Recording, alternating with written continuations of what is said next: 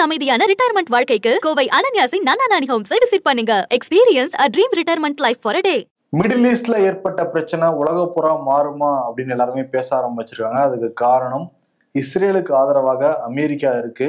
Iran ஏவுன அந்த 181 ஏவுகணைகளும் இஸ்ரேலும் அமெரிக்காவும் சேர்ந்துதான் முறியடிச்சிருக்காங்க. இப்ப ஈரானுக்கு சப்போர்ட்டா சில கருத்துக்களை ரஷ்யாவும் சீனாவும் முன் வச்சிருக்காங்க. இஸ்ரேலோட செயல்களுக்கு கண்டனம் வேற தெரிவிச்சிருக்காங்க. அதனால இப்ப ஈரானுக்கு ஆதரவாக மறைமுகமாக சீனாவும் ரஷ்யாவும் இருக்கிறது தெளிவா தெரியுது. வெளிப்படையாவே அமெரிக்கா இஸ்ரேலுக்கு ஒரு பேக் சப்போர்ட்டா இருக்குங்கிறது எல்லாருக்குமே தெரியுது.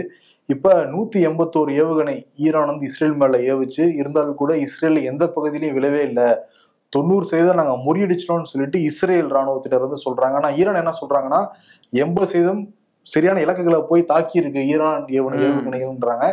முக்கியமா வந்து ஈரான் 3 பகுதிகளை குறி வச்சதா வந்து சொல்றாங்க. சரி, மொசாட்டோட அந்த தலைமையகம் டெல் அவீவ்ல இருக்கு, அந்த தலைமையகத்தை குறி வச்சிருக்காங்க. அதே மாதிரி 2 விமான நிலையங்களையும் குறி வச்சிருக்கிறதா வந்து சொன்னாங்க.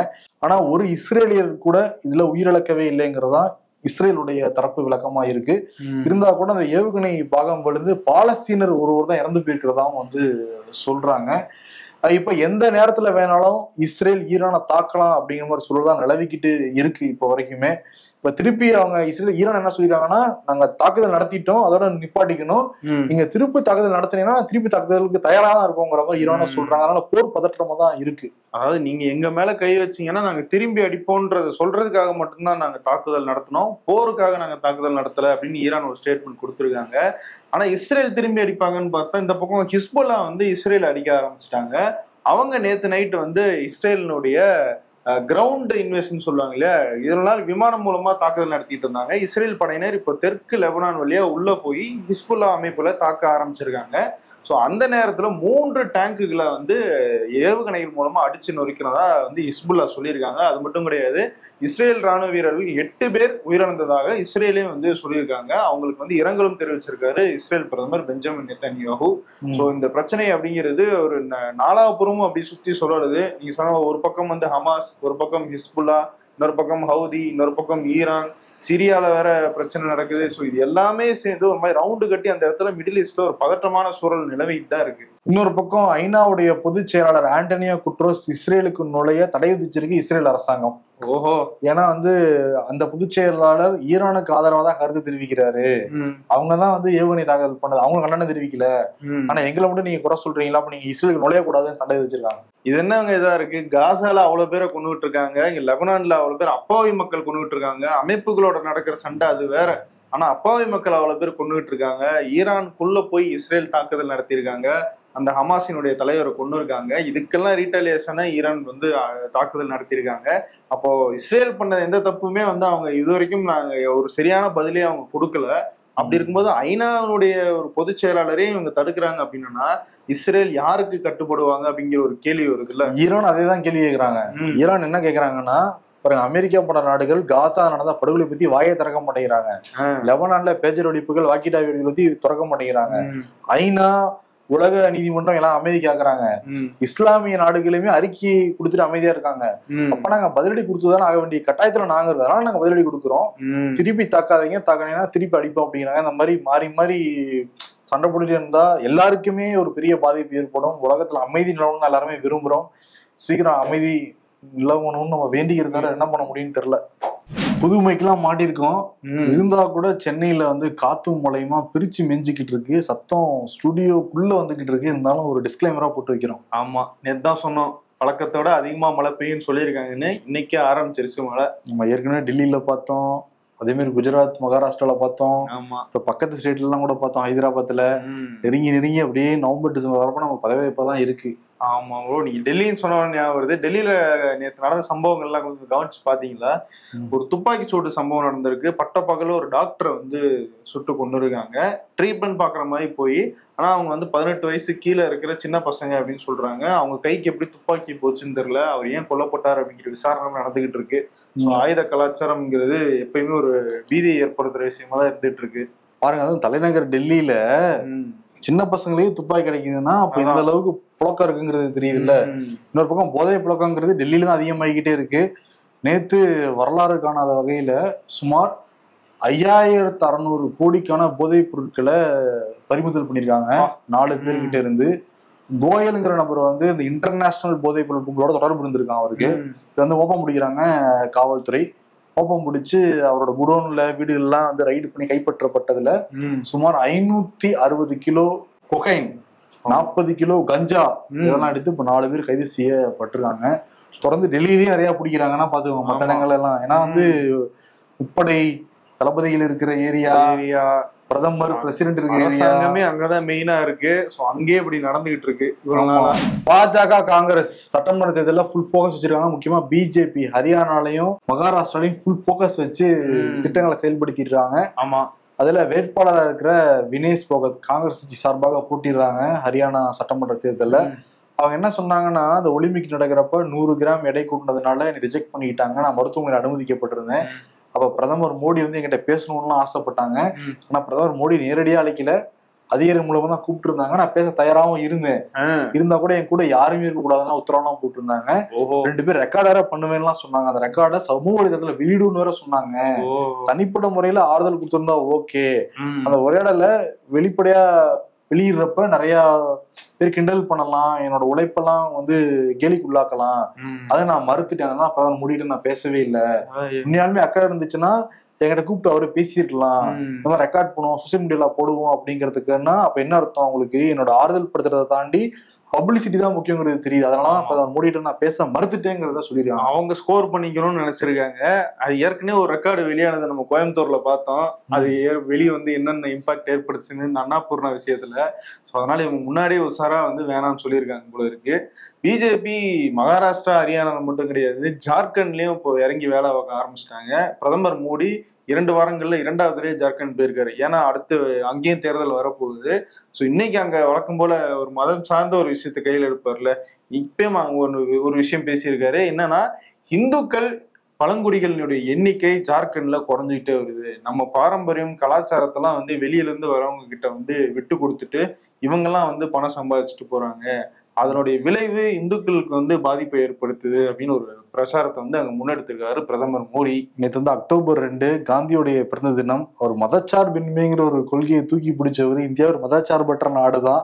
ஆனா அங்க தேர்தலுக்காக அங்க போய் வந்து பாத்தீங்களா இந்துக்கள் எண்ணிக்கை குறைஞ்சிக்கிட்டே இருக்குங்கிறது எதை அவர் சொல்ல வராருங்கிறது தெரியவே இல்லை நம்ம நாட்டோடைய தலைவர். ஒரு பக்கம் வந்து 2014 பிரதமர் மோடி பதவி இருக்கிறதுக்கு முக்கியமான காரணம்னு சொல்லப்பட பிரசாந்த் கிஷோர் 2021 கூட டிஎம்கேக்கெல்லாம் வேலை பார்த்து கொடுத்துருந்தாரு.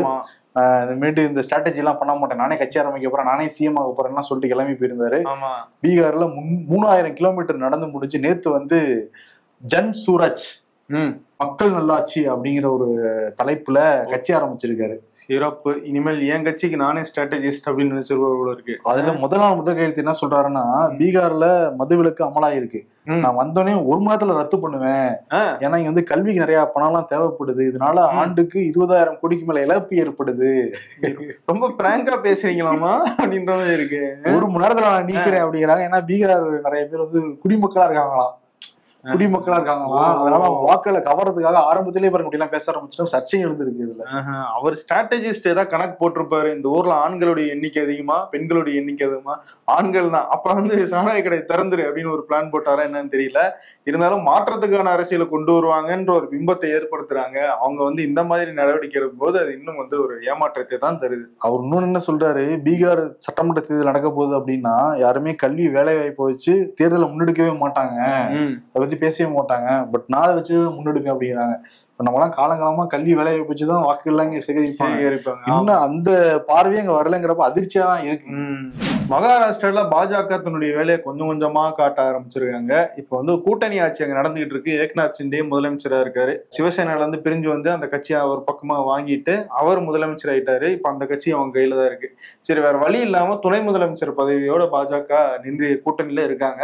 இப்ப என்னன்னா தேர்தல் நடக்க போகுது. அமித்ஷா நேற்று பேசியிருக்காரு, எல்லாம் வந்து பயங்கரமா வேலை பார்க்கணும், இனிமேல் பிரிஞ்சிருந்ததெல்லாம் போனோம், ஒன்னு சேர்ந்து ஒரு உழைப்பை கொடுங்க, நம்ம கண்டிப்பா இந்த தடவை நம்ம கூட்டணி ஜெயிக்கும், 2029 பாஜக தனியா ஜெயிக்கும் அப்படின்னு ஒரு பிட்ட போட்டிருக்காரு. இப்பயே அதான் என்ன அர்த்தம், தேவைக்கு வாங்க நான் கழட்டி விட்டுருவேன், அது வெளிப்படையா சொல்லாரு அபிஷா, பாராட்டால செய்யணும். அதுதான் இப்ப இதெல்லாம் வந்து ஏக்நாத் ஷிண்டே என்ன நினைச்சிருப்பாரு, இவங்களை நம்பி நம்ம கிளம்பி வந்தோமே என்ன பண்றது அப்படின்னு சொல்லி ஃபீல் பண்ணிருப்பாங்க. அரசியல்வாதிகள்லாம் நம்ப முடியாது பிரதர், டக்குன்னு திரும்பியும் போய் வந்து அண்ணா உத்தவ் தாக்கரே அண்ணா நீ மடிச்சிருக்குன்னு சேர்த்து கூட வாய்ப்பு இருக்கு, உத்தவ் தாக்கரே வாங்க சேர்த்து கூட வாய்ப்பு தான் இருக்கு. ஆக மொத்தம் இங்க எப்படி ஏடிஎம்கேல ஒரு பிளவாச்சோ அங்க மாதிரி வந்து சிவசேனாலே ஒரு பிளவாயிருச்சு.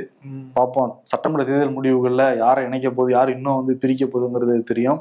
நடிகை சமந்தா வச்சு தெலுங்கானா அரசியல்லையும் சினிமாவிலையும் ஒரு பரபரப்பு வந்து ஏற்பட்டிருக்கு. தெலுங்கானா சட்டமன்றத்துல வனத்துறை அமைச்சரா இருக்கவங்க கொண்டா சுரேகா அப்படிங்கிற ஒரு லேடி, அவங்க என்ன சொல்லியிருக்காங்கன்னா, சமந்தாவுக்கும் நாக சைத்தன்யா அவங்க டைவர்ஸ் ஆனதுக்கு காரணம் முன்னாள் முதலமைச்சருடைய மகன் KT ராமாராவ் தான் காரணம் அப்படின்னு வந்து சொன்னாங்க. ரொம்ப கொச்சையான வார்த்தைகளை சொல்லிருக்காங்க, அதெல்லாம் நீங்க சொல்லவே முடியாது. சொன்னோடனே சமந்தாவும் பதில் எல்லாம் கொடுத்துருக்காங்க, ஒரு அறிக்கையை வெளியிட்டு இருந்தாங்க. ஒரு பெண்ணா நான் வந்து எவ்வளவு போராடி இவ்வளவு இடத்துக்கு வந்திருக்கேன், ஆனா பெண்ணை இப்பயும் ஒரு பொருளை தான் இந்த சமூகம் வந்து பாக்குது, நீங்க ஒரு அமைச்சர், உங்க கருத்துக்களை எவ்வளவு தூரம் நீங்க வந்து பார்த்து பேசணுங்கிறத தெரியாம நீங்க வந்து பேசியிருக்கீங்க, இதுக்கெல்லாம் நான் வந்து மனம் தளர போறது இல்லை அப்படிங்கிற மாதிரி ரொம்ப காட்டமா இருக்கே வந்து கொடுத்துருந்தாங்க. அதுவும் ஒரு பெண் அமைச்சர் பேசுனது இன்னும் ஷாக்கிங்கான விஷயமா இருக்கு. ஆமா, இப்ப நாகார்ஜுனா அந்த அமைச்சர் மேல கேஸ் எல்லாம் போடுவேன் அப்படின்லாம் சொல்றாங்க. முக்கியமா தெலுங்கு இண்டஸ்ட்ரியில இருக்கிற நிறைய நடிகைகள் சமந்தா ஆதரவா இருந்து கருத்துக்களை சொல்லிக்கிட்டு இருக்காங்க.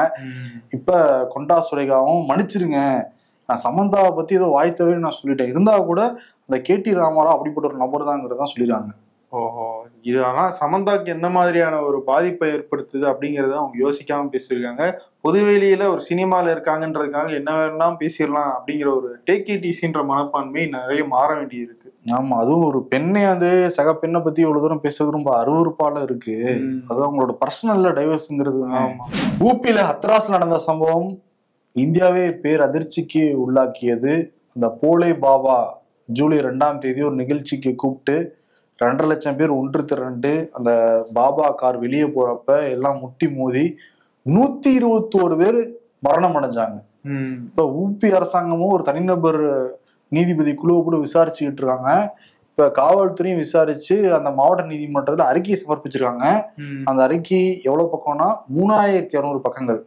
இதுல ஒரு இடத்துல கூட அந்த போலேவா பேர் கிடையாது. 11 பேர் மேலதான் குற்றச்சாட்டுறாங்க. ஒருங்கிணைப்பாளர் தேவ் பிரகாஷ் ஆரம்பிச்சு 11 பேர் தான் அதுக்கான காரணம் அப்படிங்கறத சொல்லிடுறாங்க. பாபா பேர் எங்கேயுமே கிடையாது. அவர் தான் அந்த கூட்டத்தை கூட்டுறாரு, அவருக்காக தான் அவ்வளவு பேர் வராங்க. அப்ப அவரும் தானே அதுக்கு பொறுப்பாவாங்க. ஒருத்தர் 2 பேர் இல்லைங்க, நம்ம லெபனான்ல 8 பேர் இறந்து போனதான் நம்ம இங்க பேசிட்டு இருக்கோம். இந்தியாவில ஒரு சாமியார் கூட்டு போய் 121 பேர் இறந்து போயிருக்காங்க. ஆனா அந்த அறிக்கையில அந்த சாமியார் பேர் இல்லைன்னா இது யாருக்கான அரசாங்கமா இருக்குங்கிறது நமக்கு தெரியல. அவர் காப்பாத்துறதுக்கு தொடக்கத்துல இருந்தே முயற்சி எடுத்துக்கிட்டே இருக்காங்க. அவர் வந்து அதோட கேஷுவலா வந்து சொன்னாரு, விதியும் அப்படி இருந்தா வந்து இறந்துதான் போவாங்க அப்படின்னு அவர் ரொம்ப கேஷுவலா பேசிட்டு இருக்காரு. இத்தனைக்கும் அவரும் ஒரு போலீஸ் கான்ஸ்டபிளா இருந்து திடீர்னு ஒரு சாமியாரானவர், ஏதோ எல்லாம் கத்துக்கிட்டு எங்க இருந்தா வந்தவர்லாம் கிடையாது. ஸோ அப்படிப்பட்டவருக்கு இவ்வளவு தூரம் பாதுகாப்பு ஏன் அப்படிங்கறதுதான் கேள்வி. அதே மாதிரி இங்க இன்னொரு குற்றப்பத்திரிகை தாக்கல் செய்யப்பட்டிருக்கு.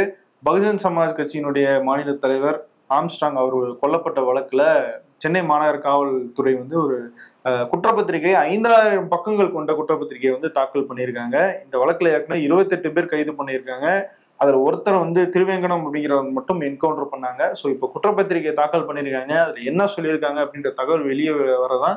ஸோ இதை யார் பண்ணது, என்ன கான்ஸ்பிரசி இதுக்கு பின்னாடி இருக்கு அப்படிங்கிறதெல்லாம் வெளியே தெரிய வரும். அதே மாதிரி கிருஷ்ணகிரியில போலி NCC கேம்ப் நடத்தி ஒரு 10க்கும் மேற்பட்ட மாணவிகளுக்கு முன்னாள் நாம் தமிழர் கட்சியுடைய நிர்வாகி சிவராமன் தொல்லை கொடுத்திருந்தாரு. கைது செய்யப்பட்டு தற்கொலை பண்ணிக்கிட்டாரு. ஆமா, இப்ப கூடுதலா அவருடைய சகாக்கள் ஒருவரான ரவிங்கிறவரும் கைது செய்யப்பட்டிருக்காரு போக்சோ வழக்குல. மேற்கு வங்கத்திலிருந்து நிறைய பேர் வேலைக்கு தமிழ்நாட்டுக்கு வந்துகிட்டே இருக்காங்க. அதே மாதிரி போன மாசம் மேற்கு வங்கத்திலிருந்து ஒரு 10 தொழிலாளர்கள் சென்னை சென்ட்ரல் வந்திருக்காங்க. ஒரு இடைத்தரகர் மூலமாக பொன்னேரிக்கு போயிருக்காங்க. இடைத்தரகர் அந்த நபர்கள்ட்ட காசெல்லாம் வாங்கிட்டு வேலை வாங்கி தராம எஸ்கேப் போயிட்டாரு. அந்த தொழிலாளர்களுக்கு என்ன பண்றதுனே தெரியல. பொன்னேரிலிருந்து நடந்தே சென்னை சென்ட்ரலுக்கு வந்திருக்காங்க. கையில காசு இல்லாததுனால ஏதோ சொற்ப காசுல கிடைச்ச உணவுகள்லாம் வாங்கி சாப்பிடுறாங்க. உடல்நல பாதிப்பு வந்து ஏற்பட்டிருக்கு.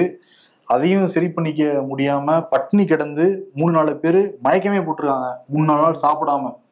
அதற்கு பிறகு எல்லாரையுமே வந்து ராஜீவ்காந்தி அரசு மருத்துவமனையில் அனுமதிக்கப்பட்டிருக்காங்க. அதுல ஒருத்தர் வந்து சமர் கான் பரிதாபமா சாப்பாடு இல்லாமே இறந்து வந்து போயிருக்காரு. ரொம்ப அதிர்ச்சியா இருக்கு தமிழ்நாட்டுல அப்படியா அப்படின்னு. ஏன்னா சென்னை செட்டில்ங்கிறது அவ்வளவு பேரு தினமும் ஆயிரக்கணக்கான மக்கள் வந்துட்டு வந்துட்டு போயிருக்க ஒரு இடம். அது ரொம்ப இளைஞர் 30 வயசு தான் அப்படின்னு சொல்றாங்க. சமர்கானுக்கு அங்க வந்து வேலை வாய்ப்பு இல்லாதனால இங்க வந்து இதா பொழைச்சிக்கலாமேன்னு வந்தவர் தான் அவரு. ஆனா சாப்பாடு இல்லாம இறந்து போனது நிச்சயம் ஒரு பேர் அதிர்ச்சியா தான் வந்து இருக்கு. ஏன்னா தமிழ்நாட்டுல சென்னையில வசிச்ச பாரதியார் என்ன சொல்லியிருக்காரு, தனி ஒருவனுக்கு உணவில்லைனில் ஜகத்தினை அழித்திடுவோம்னு சொன்ன இந்த பூமியில வந்து ஒருத்தர் சாவறது, அதுவும் சாப்பாடு இல்லாம சாவறதுங்கிறது நம்மளால ஜீரணிக்கவே முடியல. தமிழக தொழிலாளர் துறை அமைச்சர் சேவை கணேசன் இதை கேள்விப்பட்டுடன் நேர்ல போய் அந்த சமர்கானுக்கு வந்து அஞ்சலிலாம் வந்து செலுத்திட்டு 60,000 சொந்த பணத்தை வந்து கொடுத்துட்டு ஊருக்கு கொண்டு போறதுக்கான ஏற்பாடெல்லாம் பண்ணிருக்காங்க. ஐஏஎஸ் அதிகாரி, முன்னாள் ஐஏஎஸ் அதிகாரியும் ஒருத்தர் ஏற்பாடெல்லாம் வந்து பண்ணியிருக்காரு. ஏன்னா தமிழ்நாட்டுக்கு தொடர்ந்து நிறைய பேர் வந்துகிட்டே இருக்காங்க. ஆமா, இவரு இந்த ஏற்பாடு பண்ணது சரி. ஆனா அந்த மாதிரி வர தொழிலாளர்களை சரியான ஒரு பதிவு கொண்டு அவங்க என்ன பண்றாங்க, ஏது பண்றாங்க, அவங்களுக்கு சரியான வசதிகள் ஏற்படுத்தி தராங்களா, இல்ல ஏமாத்தப்படுறாங்களா அப்படிங்கறதெல்லாம் ஃபாலோ பண்ணி ஒரு சிஸ்டம்குள்ள கொண்டு வரதுக்கு தமிழ்நாடு அரசு ஏதாவது ஒரு நடவடிக்கை எடுக்கணும். அப்பதான் இந்த மாதிரி இறப்புகள்லாம் இல்லாம வந்து தடுக்க முடியும். ஆமா, அவங்க வந்து மொழி புரியல, யார்கிட்ட எப்படி உதவிக்கிறதுன்னு தெரியல அப்படின்லாம் சொல்றாங்க. இருந்தா கூட அங்க அவ்வளவு பேர் பார்த்துட்டு போயிருப்பாங்க. முகத்தை பார்த்தாலே தெரியும் பசியில் இருக்காங்க என்னங்கிறது. பட் சாப்பாடு இல்லாம இறந்து போனது டைஜஸ்டே பண்ணிக்க முடியல.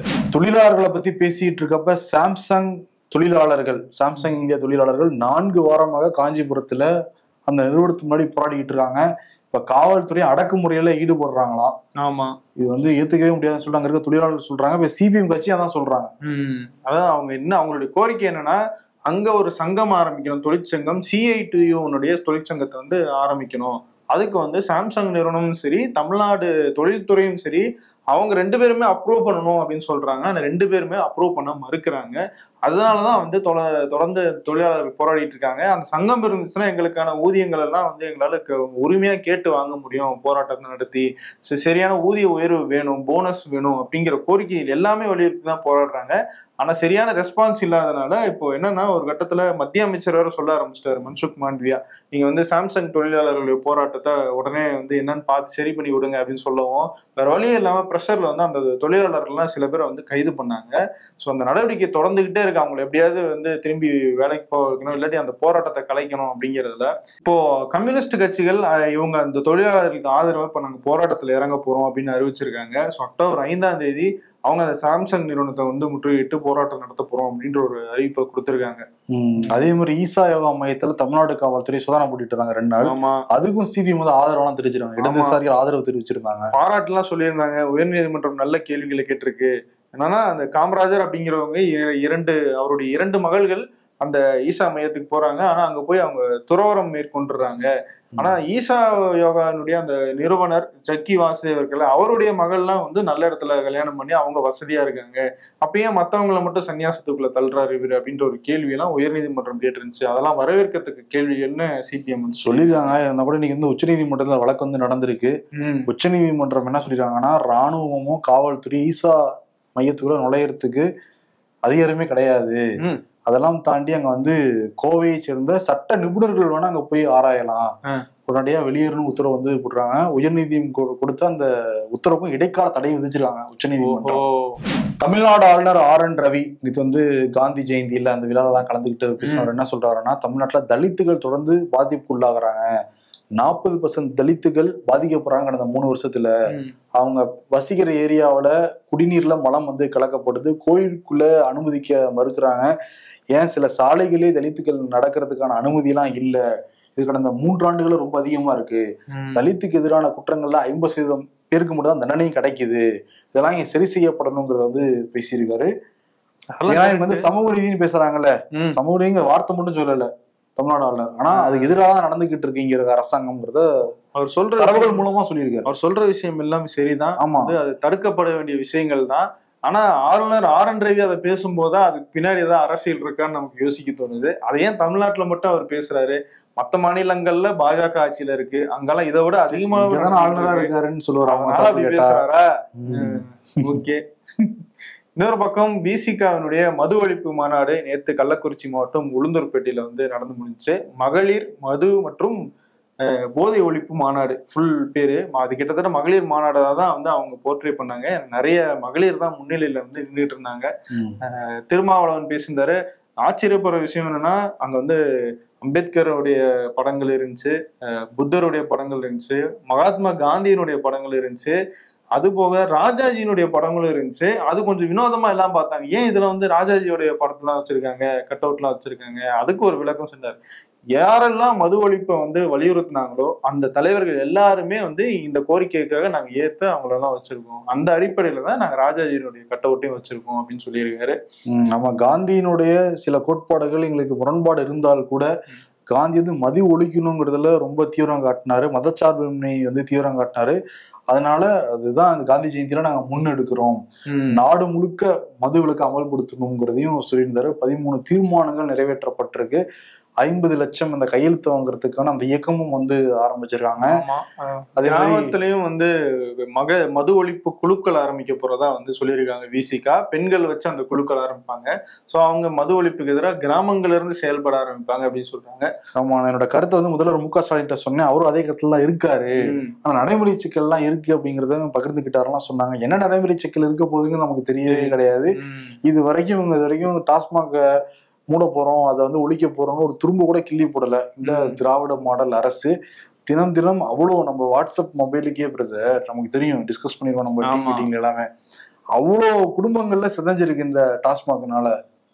அரசாங்கத்துக்கு தெரியாமலாம் கிடையாது. ஆமா, அவங்க என்ன சொல்றாங்க, எங்களுக்கு நிதி பிரச்சனை இருக்கு, அதை நான் வந்து சமாளிக்கணும்னா இதை நடத்தி தான் ஆகணுன்ற கட்டாயத்துல இருக்கும் அப்படின்னு வந்து முதலமைச்சர் சொன்னதா. அப்ப எவன் எசத்தா நமக்கு என்ன, நமக்கு தேவை பணம் மட்டும்தாங்கிற அந்த போக்கு ஓகேவா? இவங்க வந்து மக்கள் நல அரசுன்னு சொல்றாங்களே, இது எதிரால இருக்கு இந்த மாதிரி சிந்திக்கிறதுங்கிறது. இவ்வளவு தூரம் நாங்க தொழில் வளர்ச்சின்னு சொல்றாங்க. அப்ப தொழில் வளர்ச்சி இன்னும் சிறப்பா செஞ்சோம்னா இந்த வருமானத்தை அதுல ஈடுகட்டிட போறாங்க. சோ அதுக்கே வந்து முயற்சி பண்ண மாட்டாங்கன்ற கேள்வி வருது. ஆமா, அதே மாதிரி ஆர்.எஸ். பாரதி, இளங்கோவன் 2 பேரும் திருமணம் புகழ்ந்தெல்லாம் பேசியிருந்தாங்க. ஆர்.எஸ். பாரதி ஒரு மாணவராக இருக்கப்பே நான் கணிச்சேன் பெரிய லீடர் ஆயிடுவான்ட்டு. அதே மாதிரி பாருங்க, கண்ணு கெட்டின வரைக்கும் கூட்டம் இருக்கு, மிகப்பெரிய லீடர் தான், அது ஒழிக்கணும்னு ஆர்.எஸ். பாரதியே பேசுறாரு. இதெல்லாம் வந்து அதுதான் சூப்பரா. அது ஒரு வகையில பார்த்தோம்னா திருமாவளவன் சாதிச்சிட்டாரு. மது ஒழிப்பு மாநாட்டுல திமுக காரங்களே வந்து மது ஒழிக்கணும் அப்படின்னு வந்து பேச வச்சிருக்காரு. இருந்தா கூட அந்த மது ஒழிப்பு மாநாட்டுல சில பேர் மருது அதிர்ன்ற காட்சிகள் சமூக வலைதளத்துலாம் வெளியாச்சு. அதே மாதிரி மேடைகள்ல சில இளைஞர்கள் வந்து காவல்துறை தள்ளிவிட்டு போன காட்சிகளும் வந்து வைரல் ஆயிட்டு இருந்தது. அதுக்கும் சொன்னாரு, இந்த கூட்டத்தோட நீங்க எல்லாருமே வந்து ஒரு உறுதிமொழி எடுத்துக்கணும், மதுவை தொடமாட்டோம் அப்படின்னு சொல்லிட்டு அப்படின்னு அவங்களுடைய தொண்டர்கள் கிட்ட அவருமே கேட்டுக்கிட்டாரு. சோ அந்த வகையில வந்து இந்த கூட்டம் நடந்து முடிஞ்சிருக்கு. சூப்பர் ஸ்டார் ரஜினிகாந்த் நார்மல் வார்டுக்கு திரும்பிட்டாரு. நாளைக்கு டிஸ்சார்ஜ் செய்யப்படுவாருலாம் சொல்றாங்க. ஓகே, விரைவில் குணமாகி வரணுங்கிறதா எல்லாரோட எதிர்பார்ப்புமே.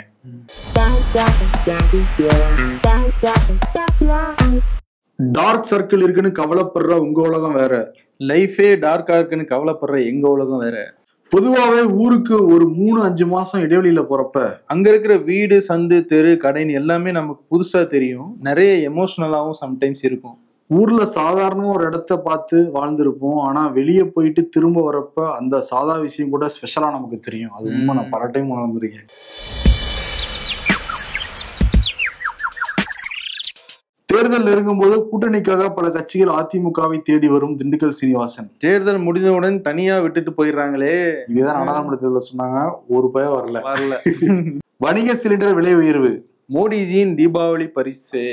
அரசியல்ல இதெல்லாம் சாதாரணமாப்பா. இன்னைக்கு விருது பகுதி வந்திருக்கோம். இது ஆசைன்னு சொல்றதா, கோரிக்கைன்னு சொல்றதா, இல்ல ஒரு ரெக்வஸ்ட்னு சொல்றதா, இல்ல மக்களுடைய ஆசைகள்னு சொல்றதான்னு தெரியல.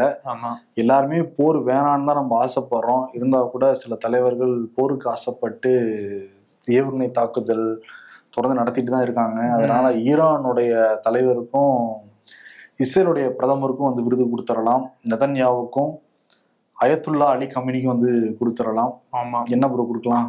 Stop it. ஆமா, போதும், நிப்பாட்டிவங்க. ஸ்டாப் இட், இதோட நிப்பாட்டுங்க. ஸ்டாப் இட்டுங்கிற விருதை வந்து மக்களை நினைச்சு கொஞ்சம் உட்காந்து பேசுனீங்கன்னா எல்லா பிரச்சனையும் சால்வ் பண்ணலாம் அப்படிங்கிறது. உலக மக்கள் நினைக்கிறது முன்னாடி உங்க மக்களை நீங்க நினைச்சு பாருங்க. அவங்க பாதிப்புக்குள்ளாவாங்களா இல்லையா? போர் நடத்தினா எவ்வளவு தூரம் டப்பு தேவைப்படும். அது மக்கள்கிட்ட தான் நீங்க வரியா வேற வாங்குவீங்க. அவங்களும் துன்பத்துக்குள்ளாவாங்க, அவங்களும் கொல்லப்படுறாங்க. இதுல இதெல்லாம் வந்து மனசுல வச்சுக்கிட்டு கொஞ்சம் அமைதியா இருந்தீங்கன்னா நல்லா இருக்கும். அதனால ஸ்டாப் இட்டுங்கிறத வந்து சொல்லிட்டு விடைபெறுகிறோம். நன்றி. உங்கள் ரிட்டையர்மெண்ட் வாழ்க்கை அமைதியான சூழலில் இருக்க வேண்டும் என விரும்புகிறீர்களா? அப்போ கோவை அனன்யாஸின் நானா நானி ஹோம்ஸை விசிட் பண்ணுங்க. Experience a dream retirement life for a day.